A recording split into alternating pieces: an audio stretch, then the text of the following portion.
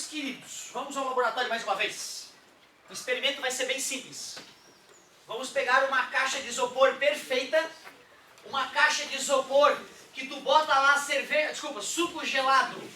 Suco gelado hoje tá a 1 grau Celsius, bem geladinho o suco. E 1 milhão de anos depois, tu abre o isopor, o suco tá lá a 1 grau. Nenhuma gota de calor penetrou nesse isopor perfeito. É a caixa perfeita onde tu bota café a 73 graus e 1 trilhão de anos depois tu vai tomar um café e ele está a 73 graus.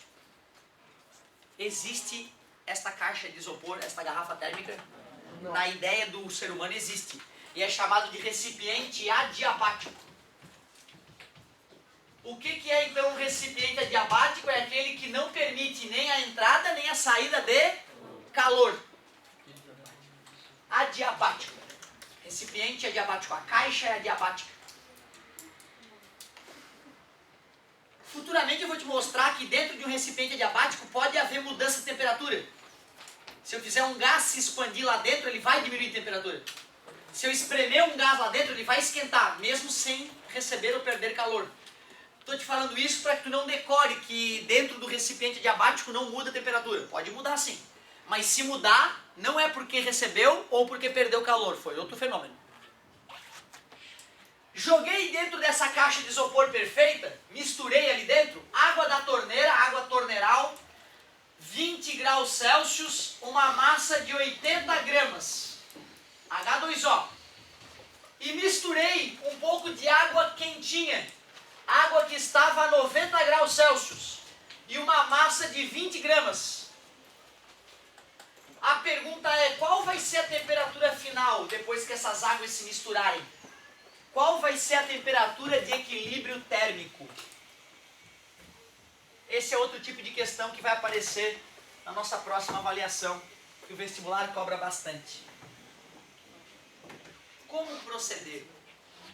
Primeiro, pessoal, o calor flui de quem para quem mesmo? Isso, do corpo de maior temperatura para o corpo de menor temperatura. Se a água quente perder 1 caloria, para onde é que ela vai?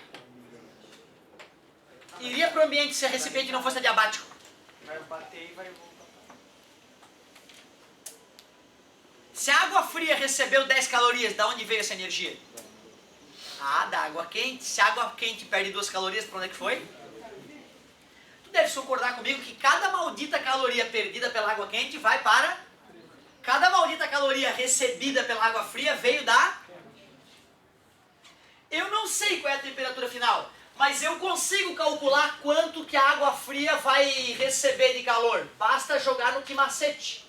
Por que eu sei que o que moleza não está envolvido inicialmente? Realmente, se tu colocar água fria com água morna e congelar, tu chama um padre. Concorda comigo? Pega água fria da torneira, bota água morna, de repente brota um cubo de gelo, sai correndo. É um espírito maligno que possui a tua casa. Chama um padre e chama a NASA já também para analisar o fenômeno paranormal. Nunca na história do mundo isso aconteceu, aparentemente. Há controvérsia, né? Há quem diga que aconteceu. Tu pega água morna, água fria e de repente começa a ferver. E vira vapor. Chama um padre. Tudo bem para vocês? Aceitável que se eu misture água quente com água morna vai dar uma água com uma temperatura intermediária? Será que dá bem no meio? Não. Não, né? Senão era só somar as temperaturas, dividir por 2, né? E ir embora já de uma vez. Mas dá pra multiplicar a temperatura pela massa? Por exemplo... Não sei, cara. Não sei porque eu não... Tu vê, eu não fui instruído a usar minha matemática para descrever o mundo. Me falaram como é que outros seres humanos pensaram, que era bom, e eu aprendi a copiá-los.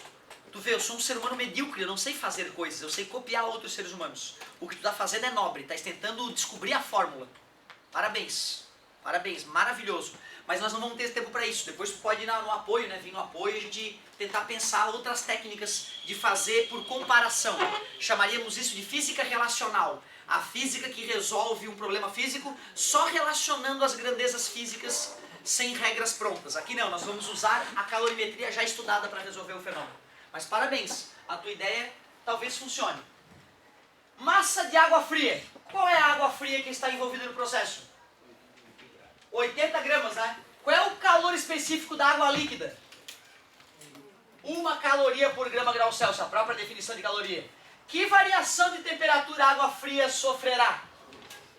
Temperatura final? A final eu não sei, é justamente o que o problema me pergunta, mas a inicial eu sei que é. Vocês aceitam que essa expressão calcularia quanto de energia a água fria recebeu? Só que eu não sei nem quanto ela recebeu, nem qual é a temperatura final. Estou com uma equação e 2 incógnitas. A matemática nos mostra que é impossível resolver dessa maneira, né? Poderia fazer o mesmo cálculo para água quente, aceitam? Se eu fizesse o que macete na água quente, vamos ver como ficaria. 20 gramas de água quente, verdade? 1 calor específico da água. Variação é final. E o inicial eu sei. Eu não consigo finalizar essa conta, porque eu não sei a temperatura final. Se eu soubesse, eu saberia quanto calor a água quente liberou. Se eu soubesse quanto de calor ela liberou, eu saberia a temperatura final, mas eu não sei nenhum nem outro.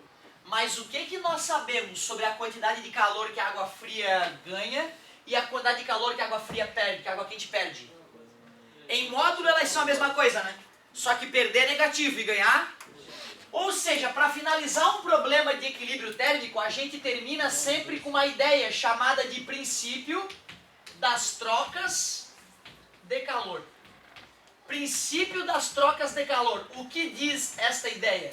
Essa ideia que aparentemente vocês concordaram, diz que o calor recebido mais o calor perdido dá 0. Se a água quente perde uma caloria, menos 1. Água fria ganha uma caloria, mais 1, somando 0. Se a água quente perde 1000 calorias, menos 1000. Se a água fria recebe 1000 calorias, mais 1000. Menos 1000 com mais 1000, 0. Honesto, né? Esta fórmula não vai estar no formulário. Eu vou fornecer o que macete, o que moleza, Czão é Q sobre ΔT, Czinho é Czão sobre M, forneço tudo. Agora essa ideia eu não forneço, porque ela é uma ideia, não é uma fórmula. Quem é o calor recebido? É o da esquerda, 80 vezes 1, que multiplica TF menos 20. Quem é o calor perdido? Da direita, 20 que multiplica TF menos 90. Não é isso? E agora acabou a física. O professor de matemática termina. Não vou terminar, recuso. Tá brincando, recuso. 80 TF. Imagina, um pouco idiota. Agora que eu não vou fazer matemática, eu não vou fazer mais. Agora que eu não vou fazer matemática, eu não vou fazer mais. Mané 6. Não dou mais aula de matemática, não faço.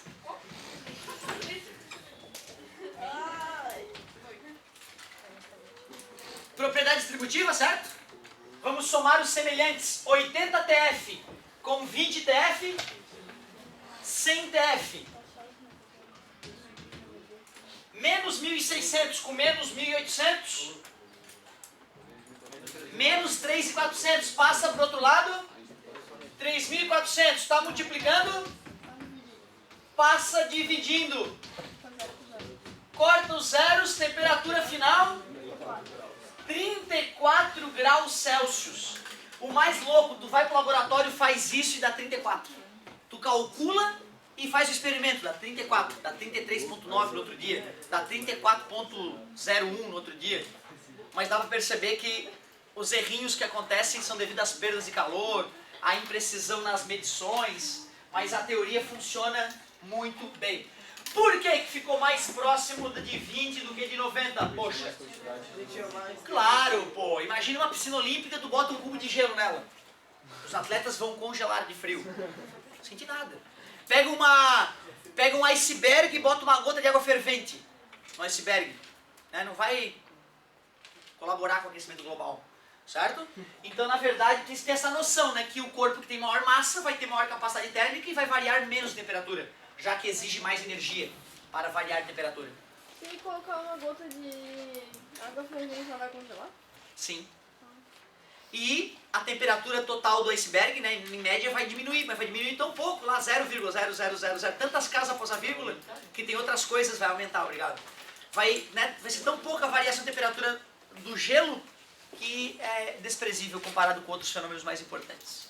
É possível a água, por exemplo, passar do estado sólido pro gasoso direto? Sim, a gente chama de calefação, né? Tá, mas pelo que eu me lembro, o Paulito falou que isso é impossível. Nunca tacasse água numa chapa, cara. Não, tá, vamos lá. Tá, mas é água, ele tá cara, plantando do tô falando sólido. do sólido. Tá, eu entendo o que quer dizer.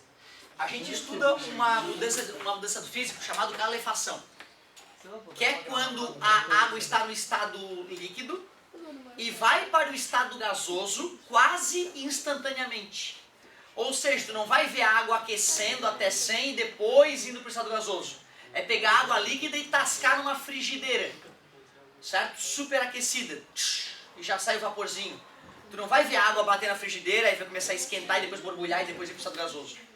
Se tu pegar uma pedra de gelo, certo? E tascar num alto forno industrial lá que está a 3.000 graus Celsius, cara, esse gelo vai bater lá dentro e assim, num piscar de olhos em 0,001 segundo, ele vai estar no estado gasoso, certo?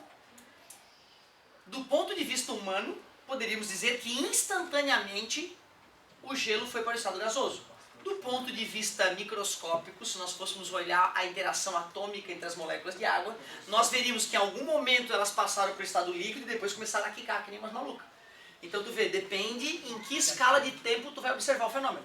Numa escala para seres humanos daria para dizer que sim, não tem problema, essa passagem instantânea. Ah, não, desculpa, ela é quase instantânea. Atomicamente falando, demorou 1 microsegundo e isso é tempo, e dentro desse 1 microsegundo ocorreram uma série de fenômenos, sim. Então concordo, o professor foi muito técnico ao responder que é impossível a transformação direta. Certo? O nosso cálculo sugere isso, né? Tu vê, cara, eles não devem nos perguntar no ensino médio quanto de energia foi gasto para calefatar tantas gramas de água. Certo? Porque né, fazer a calefação, fazer a transformação instantânea, teoricamente vai dar a mesma energia de tu aquecer primeiro no estado líquido e depois vaporizar. Só que esse tipo de cálculo já seria algo além do que o ensino médio pediria. Muito boa pergunta. Meus queridos, anota mais uma tarefinha tua aí. Vamos pegar aqui água um pouco mais fria, 10 graus Celsius, mas vamos pegar apenas 30 gramas de água fria. E vamos misturar com 80 gramas de água, 80 graus Celsius de água, 70 gramas, água quente, H2O. Mesma pergunta, quero saber a temperatura de equilíbrio térmico, tarefa 2. 2 tarefas extras clássicas de vestibular aí. Só vai ficar divertido quando a gente botar água e gelo no recipiente adiabático. Aí vai começar a ficar um pouco mais chato para a gente calcular a temperatura de equilíbrio térmico. Vamos fazer uma, será? Com água e gelo, só para a gente sentir como é que fica mais delicado? Desculpa, eu vou pegar e depois que eu cheguei no vapor eu vou continuar aquecendo. Continuar, tipo, bem mais além. Ótimo. Chega uma hora que esse gás vai estar tão energizado que ele vai começar a brilhar. E aí ele vai ser chamado de plasma. Então existe um quarto estado físico da matéria, que é o estado de plasma. É o estado gasoso energizado a ponto de brilhar. Pode ser um plasma frio, como esse aprisionado dentro das lâmpadas, pode ser um plasma quente, como o Sol, como uma chama. Certo? Então plasma seria o quarto estado físico da matéria, estado gasoso, excitado a ponto de brilhar, a ponto de emitir luz. Mas o plasma, como é que ele funciona? O Paulito uma vez explicou que ele era que o estado dele era tipo uma pasta de dente, assim. Eu discordo. Não que o plasma não possa e ficar num estado um pouco mais pastoso, mas o plasma ele tem características de gás. Eu não vejo a chama, quando eu passo o dedo na chama do isqueiro ali ou de uma vela que está acesa em casa decorativamente, eu não sinto o meu dedo encostando numa pasta de dente. Pelo contrário, eu sinto um arzinho quente só, como se estivesse soprando meu dedo. Eu vejo isso aqui. Então eu diria que a chama, que é o estado de plasma, é gasoso. Mas no núcleo de uma estrela, não tenho física para responder. Não sei como é que seria esse estado gasoso no núcleo de uma estrela. Ele deve estar espremido pela gravidade, né? É razoável imaginar que ele fique mais próximo de líquido. Então não é um absurdo dizer que o estado de plasma pode se aproximar de um estado mais denso, mais próximo de um líquido. Embora, tecnicamente, se lhe perguntarem no vestibular, responda: plasma é um estado gasoso que emite luz. Não confundir com sol, gel, certo? Que são, né, misturas na química que a gente classifica pela partícula, do tamanho da partícula do soluto imerso no solvente, né? Aí tem o sol, o gel e qual outra? Já estudaram isso? Sol, gel e coloide. Os coloides, gel, sol e coloide, eu acho que é isso. Tá? Então é outra história, tá? Gel, sol e coloide são misturas, não são estados físicos. E tu acredita que tem um quinto estado físico só pra comentar? Agora é possível que algum laboratório do mundo estejam descobrindo estados físicos da matéria novos. Tem um estado físico que o Einstein estudou junto com outro cientista chamado Bose, que é chamado estado Bose-Einstein. O estado físico chamado Bose-Einstein é um gás a baixa pressão resfriado próximo do 0 Kelvin. Lembra, né? Os gases são partículas soltas umas em relação às outras. Uma loucura, totalmente desorganizado. Quando tu começa a resfriar o gás, as partículas vão vibrando menos, né? Chega uma hora que essas moléculas que estão vibrando bem abaixo da vibração que a gente imaginaria numa temperatura maior, que elas começam a vibrar em ressonância, cara, como se fosse um único grande átomo. A nuvem gasosa começa a vibrar. São vários átomos na nuvem gasosa, só que eles não estão mais desorganizados. Meu, que bizarro, cara. Um estado gasoso, a baixa pressão, numa temperatura próxima do 0 Kelvin, os átomos começam a vibrar em ressonância, como se estivessem conectados ritmicamente. Esse estado físico bizarro é chamado de condensado de Bose-Einstein. Então tu vê, cara, sólido, líquido e gasoso é lá no comecinho da brincadeira, no primário. Depois a gente já descobre que tem o estado de plasma, que é o estado acima do estado gasoso, e tem o condensado de Bose-Einstein, gases a baixa pressão, baixa temperatura, cujos átomos vibram em ressonância. Uma aluna, 3 anos atrás, fera, Ana Laís, primeiros lugares nos vestibulares aí depois de ter feito todo o ensino médio com a gente.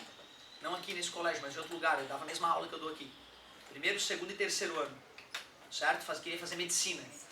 E no primeiro ano foi muito bem colocada, mas não rolou. Nos outros anos já começou a tirar os primeiros lugares nas universidades por aí afora.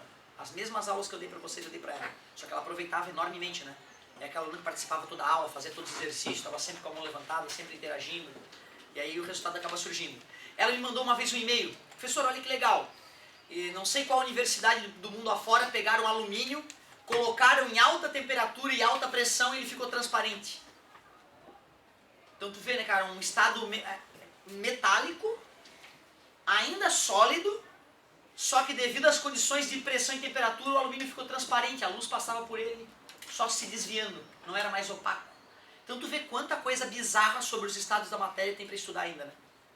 Com certeza, só a casquinha falar em sólidos, líquidos, gasoso, plasma e condensado de Bose-Einstein.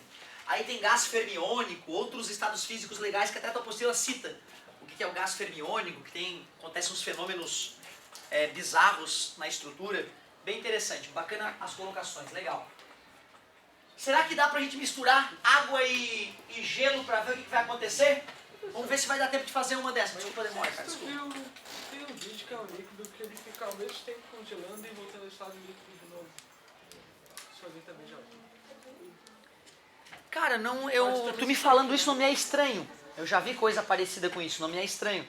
Tem vários motivos para isso acontecer, né? Quando eu misturo duas substâncias, elas reagem quimicamente, posso ter uma reação exotérmica, certo? Que vai liberar calor. Se eu colocar então uma reação exotérmica acontecendo dentro de um refrigerador, eu controlando quanto de calor eu estou tirando daquela reação, eu posso escolher qual estado físico que aquela reação vai se processar, né? Ah, mas ele tem que certo? uma coisa fora. Pois é, não, exatamente. Eu tô criando uma situação que poderia acontecer isso que me falou. Eu não tô lembrado do vídeo que eu vi se foi exatamente isso. Depois se tu me puder me mandar, o Luca me mandou esses dias um link com algumas coisas legais para eu dar uma estudada. Se tu vê alguma coisa, me manda, que aí eu vejo e consigo me pronunciar com mais precisão.